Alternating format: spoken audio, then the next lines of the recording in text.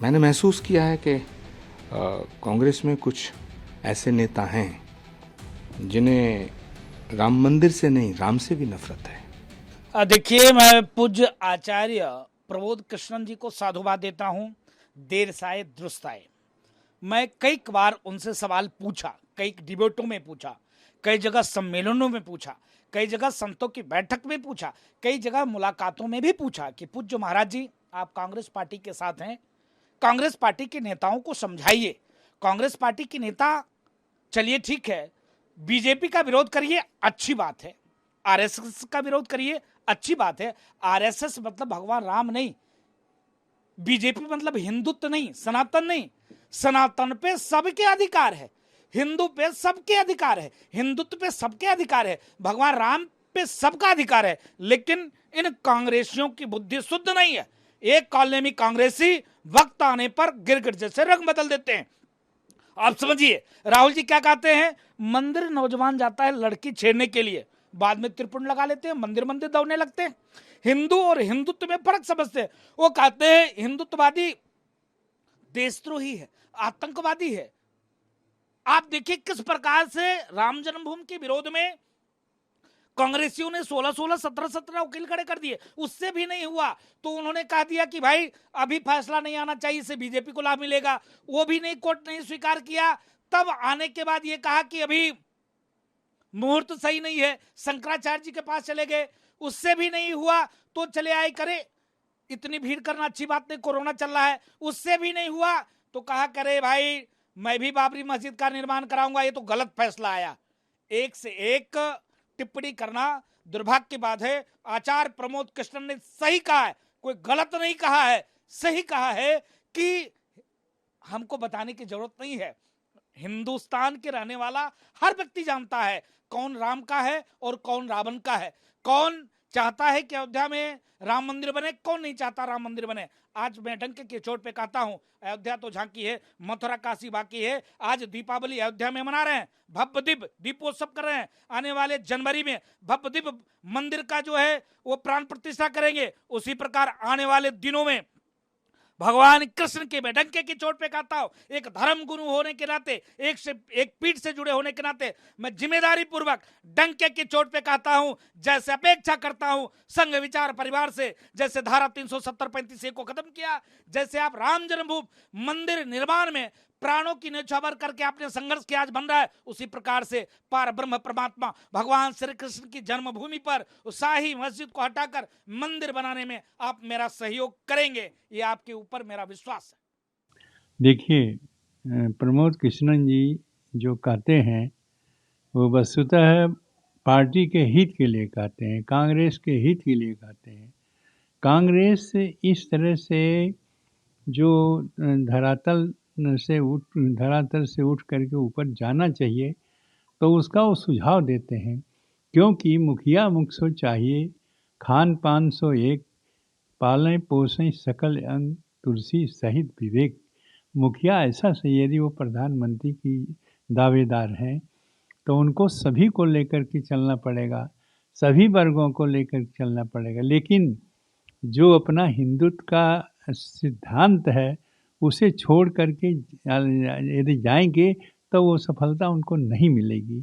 राम मंदिर के संबंध में उनको जानकारी है कि जब इसका केस चल रहा था तब 20 वकील कांग्रेस के द्वारा जा कर के इसको रोकने का प्रयास किए, लेकिन वो भगवान की कृपा रही कि इनके रोकने से रुका नहीं। जब जब तारीख पड़ती थी तब यही प्रयास करते थे कि यह आगे बढ़ाया जाए और चुनाव के पहले इसका कोई फैसला न हो। तो प्रमोद कृष्णन जी बहुत विचारवान हैं और सोच विचार के बोलते हैं। जो बोलते हैं वो सर्वजन हिताय सर्वजन सुखाय है। एक नेता को कैसा होना चाहिए वह उनका सुझाव है, और जो सुझाव उनका है वह यदि पार्टी मान करके चले तो इसका जो पतन हो रहा है वो पतन समाप्त हो जाएगा और ये उत्थान के ऊपर चलेंगे। और यदि उनकी बात नहीं मानी गई और विरोध इस तरह से राम मंदिर का करते आए हैं, राम मंदिर के जितने भक्त हैं मैं देखता हूँ इतनी भीड़ उमड़ती है और दर्शन करने के लिए। यदि यही भाजपा के आने वाले दर्शनार्थी वोट देंगे तब भी भाजपा विजयी हो जाएगी। लेकिन ये सब समझ करके प्रमोद कृष्ण कहते हैं कि भाई वो भगवान एक के नहीं हैं, सर्व भगवान तो सभी के हैं, कोई पार्टी के नहीं हैं। लेकिन अब उनको अलग करके कि केवल नहीं ये भाजपा के पार्टी के राम, ऐसा नहीं है। वो ये सोचते हैं कि वो परब्रह्म परमात्मा है और सबका हित, सबका कल्याण चाहने वाला है। इसके उसका विरोध, भगवान का विरोध भगवान का विरोध भगवान का विरोध जो है वो पार्टी को नहीं करना चाहिए। जो लोग ऐसा किए हैं, हिंदू का विरोध, पार्टी का विरोध, उन्हीं को उन्होंने सुझाव दिया है और इस बात को मान करके यदि पार्टी चलती है तो उसका कल्याण होगा। देखिए, सबसे अच्छी बात तो यह है कि राम मंदिर बन रहा है और राम मंदिर जिसने हिंदू माँ का दूध पिया है, जिसने सनातन परिवार में जन्म लिया है, वो सबके लिए गौरव की है।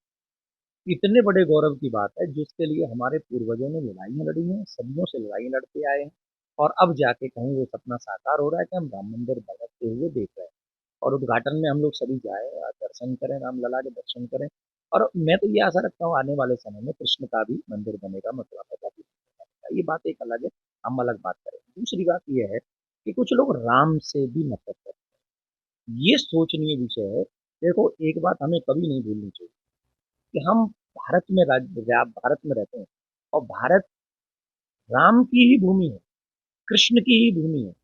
अगर हम राम से नफ़रत करेंगे इसका मतलब हम भारत माता से नफ़रत करेंगे। अगर हमें राम नाम अच्छा नहीं लगता है इसका मतलब है हमें भारत देश में रहने का अधिकार नहीं है। रीज़न ये है कि आप धर्म पूजा किसी की भी करें, मुझे कोई प्रॉब्लम नहीं है, आप किसी की पूजा करें, माने न माने। लेकिन राम एक ऐसे भगवान है जिनकी पूजा प्रत्येक मानव को करनी चाहिए, तो उनसे नफ़रत करने का मतलब है कि राम से ही नहीं, पूरे सनातन और मानवता से नफ़रत करने का विषय है। मैं एक और बात कहा कि कुछ नेता ऐसे हैं, कुछ अनुभव मेरे भी ऐसे ही हैं। मैंने अभी कुछ समय पहले एक एयरपोर्ट पे था और वहाँ एक बहुत बड़ी पार्टी के बहुत बड़े नेता थे और मैं जैसे एंटर किया तो एक सनातन परंपरा है कि राम राम श्याम श्याम सब में करते हैं और दुर्भाग्य से उनका एटीट्यूड एक अलग स्टाइल में था। तो फिर मैंने ही राम राम की, मैंने राधे राधे, हम ब्रजवासी आदमी, हमने राधे राधे की। उनका राधे राधे का स्टाइल भी एक अजब तरीके का था। चलो मैं उनको भी इग्नोर कर दूँ, छोटे-छोटे यंग नेता जो थे उनके साथ जो सर्टिफ़िकेट माँगने खड़े होंगे, उन लोगों ने भी एक सनातन परंपरा का आदर करते हुए संत को आदर तक नहीं दिया, एक कथाकार को आदर भी नहीं दिया। वो सोचकर मेरे लोग जो साथ में थे बोले, "महाराज जी, ये तो बड़े लोग हैं, ऐसे सनातन का ये कम से कम राधे-राधे तो मुस्कुरा के कर सकते हैं सब लोग, इधर के आप ही ने किया राधे-राधे तो।" मैंने कहा, "ये बड़े नहीं हैं, बड़े तो वो लोग होते हैं जिनमें संस्कार, बड़ी जगहों पे पहुँच के कोई संस्कार बड़ा नहीं होता, जिसके संस्कार बड़े होते हैं वही बड़े होते हैं।" तो ये हर एक पार्टी में हो सकते हैं, पर मैं निवेदन ये करूँगा, आप कितने भी बड़े बन जाइए पर साधुओं का, कथाकारों का, धर्मगुरुओं का, राम का कभी अपमान नहीं करें, मैं ऐसा